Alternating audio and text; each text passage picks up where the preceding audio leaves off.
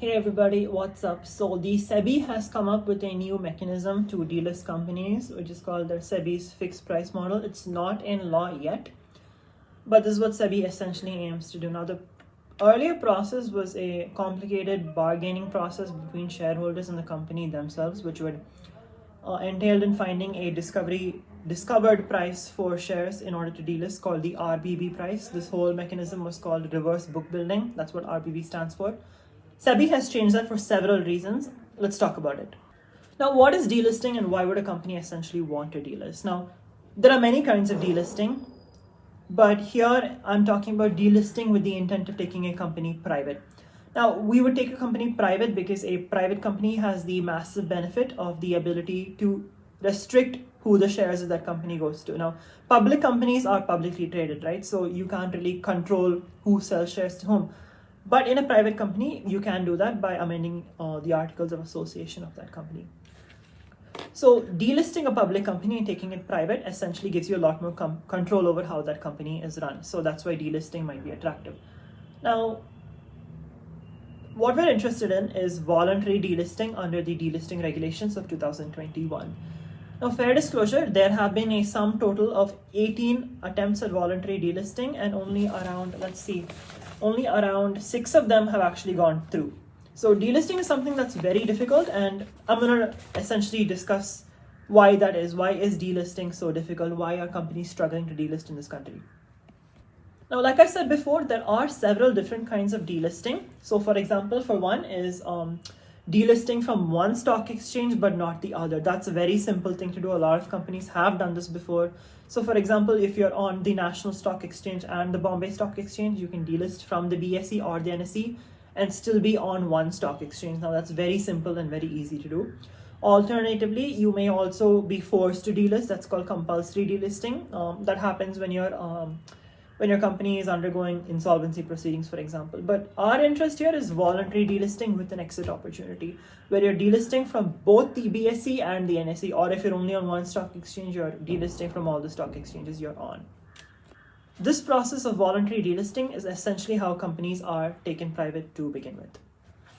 Now, this infographic takes us through the process of voluntary delisting. Now, voluntary delisting happens under Part B of the SEBI so this infographic essentially takes us through the procedure of voluntary delisting.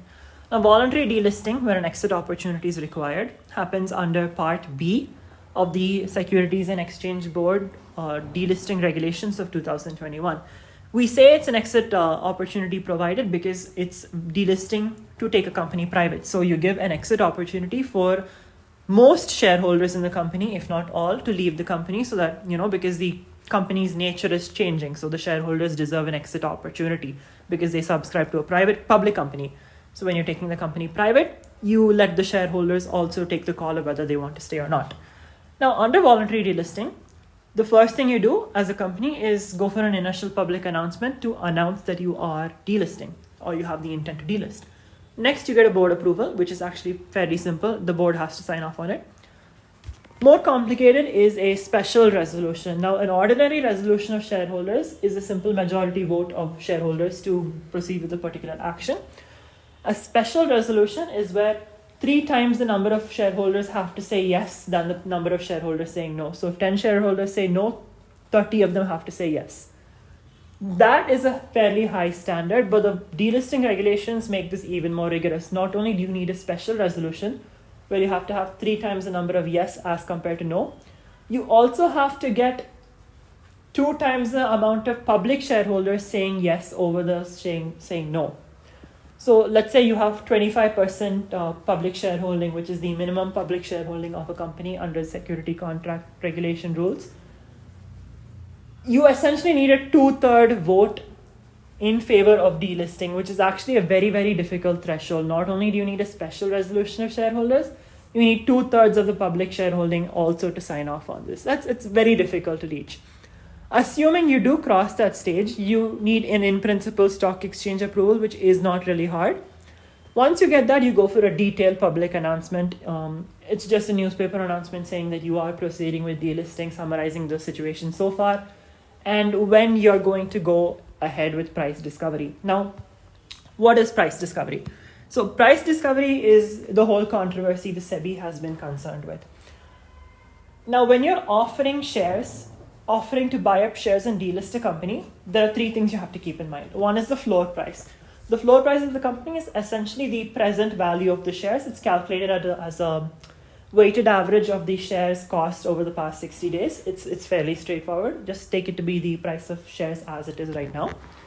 You go for an indicative price as well. So you as the acquirer say, this is the floor price, but I'm willing to acquire those shares at a premium, which is the indicative price. So the shareholders can either accept or reject that, right? So after you have the shareholder approval stage, shareholders also have to bid their shares. So according to the regulations, you have to acquire up to 90% of the company, which is again another huge standard. So once you give the indicative price, there's a set of negotiations which occur over the course of 2 to 3 days. It's governed by a really mathematical type of process called the RBB, or reverse book building. It's a process that I don't really fully understand as someone in law and not mathematics or accounting, so I can't really explain that to you. But what happens under RBB is that the shareholders essentially get to come up with their own price at which they're willing to acquire their shares.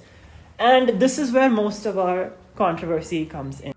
Right, so earlier I mentioned that SEBI wants to change this RBB mechanism where shareholders negotiate with the company and try to come up with their own number for how much they're willing to buy the shares for.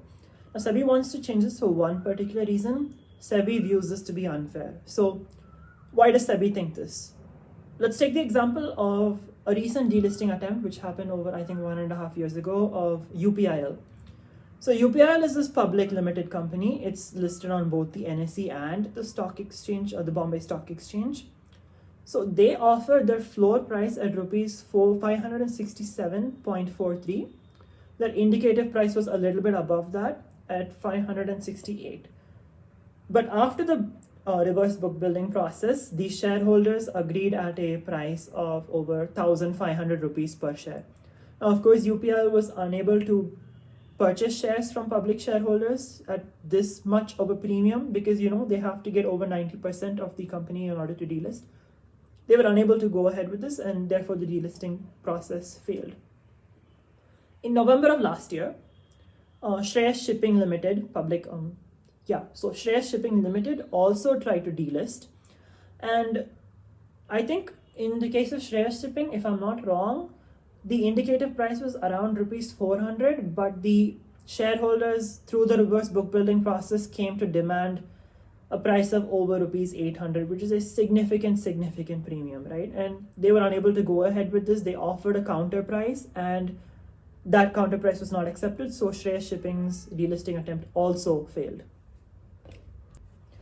Now, it's that requirement to buy out 90% of the company which creates this huge holdover effect where public shareholders think that they can demand a greater and greater price. And that's the problem with the RBB process. That's why RBB's price discovery mechanism is so prohibitively costly. And that's why the SEBI seems to have changed it to a fixed price model. But does changing it to a fixed price model really fix this issue? Now, I looked into all of the recent delisting attempts, all 18 of them. And out of 18 delisting attempts, guess how many of them failed because of the RBB? Just 2, UPIL and Shreyas Shipping Limited. Those 2 companies failed because the public shareholders in the company were unable to agree upon the discovered price. Out of 18 attempts at delisting, only 6 of them have been successful. And 5 attempts at delisting have been unsuccessful because they could not get the majority of public shareholders on board. That is 2/3 majority of public shareholders on board. Now, clearly, though RBB is a problem, the bigger problem impeding delisting attempts is acquiring that 90% threshold. Now, the 90% threshold is also problematic for one more reason. Now, under the securities contract regulation rules, every public company has to have a minimum public shareholding of at least 25%. Now, in delisting, where you're trying to swamp up as many shares as you can, you may or may not cross the 90% threshold to delist. But there are several cases where you will cross that 75% threshold of private shareholding and impeded the minimum public shareholding, right? So what happens then? Because after you try and delist, if you fail, the regulations put a 6-month embargo on you from trying to delist again. So you have to wait another 6 months to delist. Now, in that time, you are in violation of the securities contract regulation rules. So let's assume that the minimum public shareholding is 25%. I own 50% of the company, and I attempt to take up 90% of that company. I fail, I acquire 80% of that company. Now I am above the minimum public shareholding limit, right? The MPS is at 20% now. So I have to bring my shareholding back down to 75%, and to do that, I sell shares. And when I sell shares, the stock price of my company plummets, and that's a major issue as well. So there are 3 problems, right? Now, firstly, the RBB issue, which SEBI is very concerned about. Number 2, the requirement to acquire 90% of a company to successfully delist it. That's something that SEBI has not paid attention to at all. They simply overly concerned with the RBB mechanism and not the threshold of 90%, which is a crazy threshold to try and take up, right? And number 3, the problem of crossing your MPS limit, which makes you have to sell shares, and that brings the stocks of the company down. Now, to admit, SEBI has tried to sort of ameliorate the problem of crossing the MPS threshold through the takeover code. Now, in the takeover code, if you are an external agent and you're trying to acquire control on a company, you can automatically try to delist that company by acquiring up to 90% of that company without adhering to the RBB process. So you can delist a company without going through that RBB process, which imposes prohibitively high costs on you. So you don't have the situation where you offer prices at 500 rupees and people demand 1,500 per share from you. That doesn't happen. So technically, if you're an external agent and you want to come and delist a company and take it private by acquiring control, you can do that through the takeover code. But the problem is, if you are an existing player in a company, you cannot do it through the takeover code. You have to be someone coming from outside. So that's another problem. And if you fail under the takeover code to delist a company and you still cross the MPS threshold, the takeover code does allow you to delist a second time. Now, the delisting regulations don't allow that to happen. If you fail the delisting attempt, you have to bring your shareholding down below 75% and try again after 6 months. And that's an arduous process.